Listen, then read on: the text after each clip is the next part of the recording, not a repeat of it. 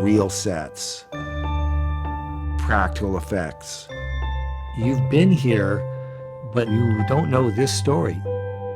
Nothing's changed, really. I mean, everything's changed, but nothing's changed. That's the way you want it to be, really. To see the way the technology has evolved, and yet keeping one foot in the pre-digital world.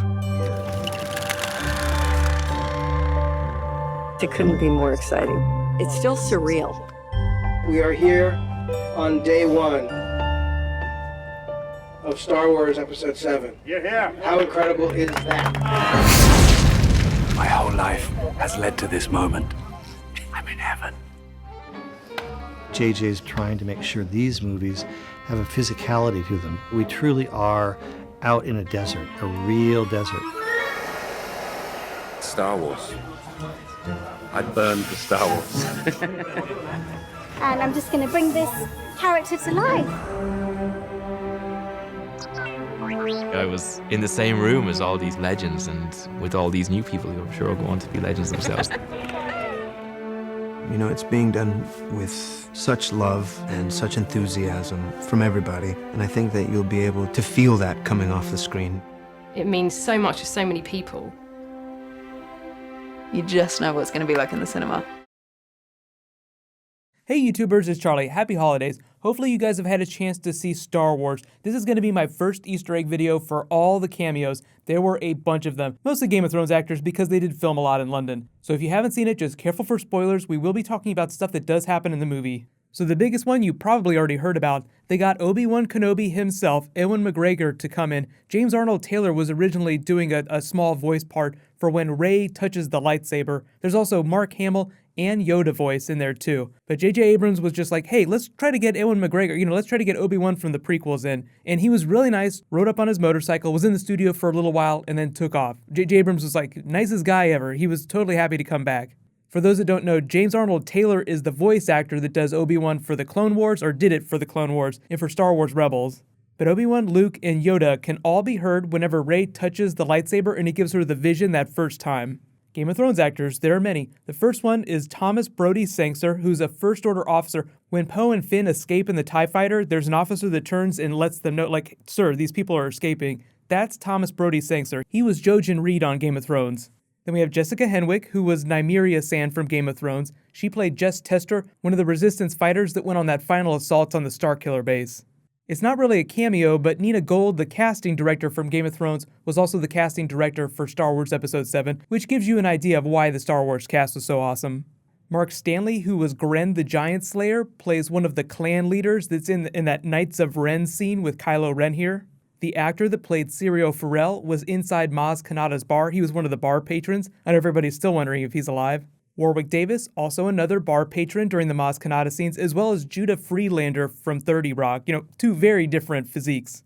Two other big Abrams-verse people that showed up were Greg Grunberg, who's named Snap Wexley, that's the name of his character. He and Ken Leung were both big Resistance leaders. They were both part of Lost, and just in case you never watched that TV show. Simon Pegg, another really big cameo. He played the guy that kept giving Rey food rations in exchange for parts.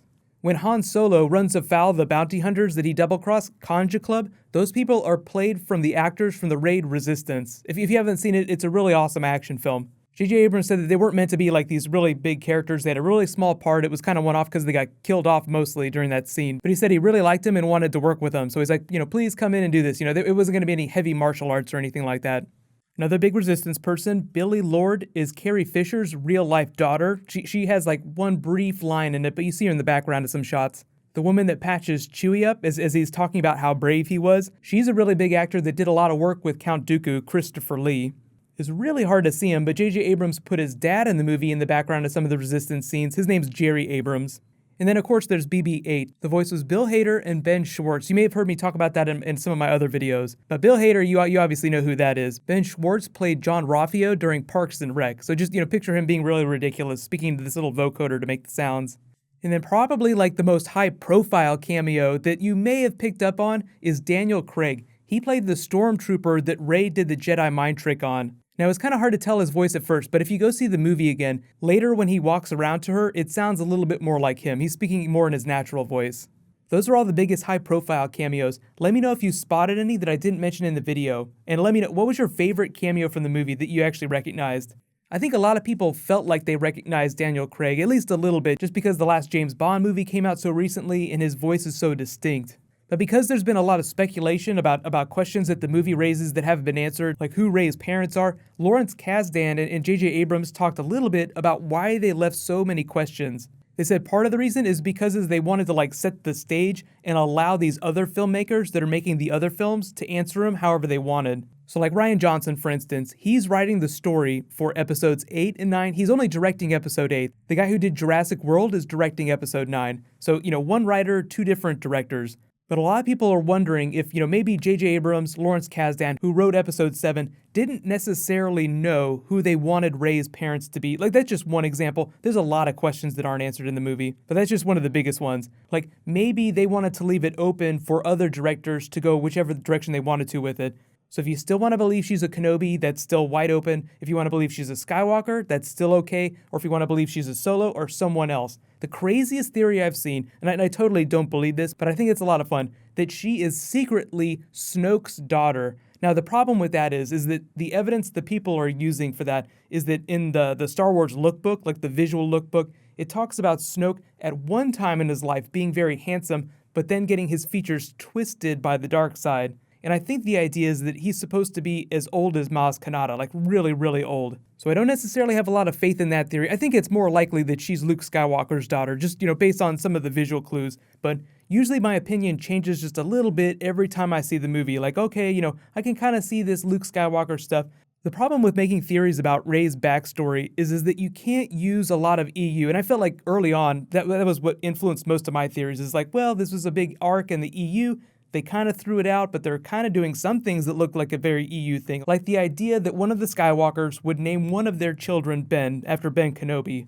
In the EU, Luke Skywalker and Mara Jade named their son Ben Skywalker. So what I've learned the last couple days is that it's probably easier to theory craft if you don't know anything about the EU. Just kind of throw that to the side and use the visual clues that the movie gives you. It's kind of the same thing with comic book TV shows that don't necessarily do comic book arcs, but they have characters from the comics.